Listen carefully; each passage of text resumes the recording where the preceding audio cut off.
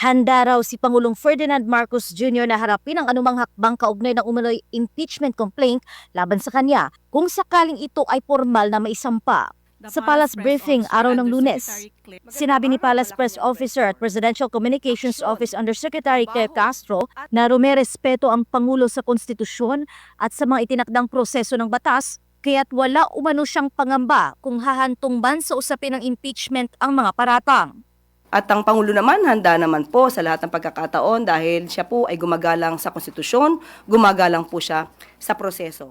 Pero kung pag-uusapan ani ang tungkol sa aligasyon ng breach of public trust laban kay Marcos Jr., partikular sa isyu ng umano'y pagpirma sa General Appropriations Act or GAA, ay pinalagan ito ni Castro.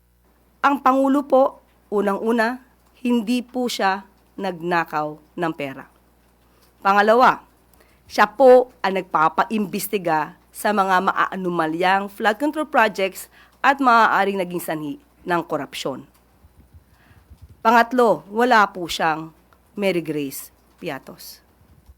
Samantala, tiwala pa rin si Pangulong Marcos Jr. na nananatili ang suporta ng mga mambabatas sa kanya sa gitna ng mga tanong kung may sapat ba siyang bilang ng kaalyado sa Kongreso sakaling umusad ang usapin ng impeachment. So, pinangalagaan po ng Pangulo ang ating pondo. Kaya sa mga matitino din po at maayos na mga mababatas, alam po natin kung saan sila gagawin. Gagawin sila sa matino at hindi sa mga kurakot.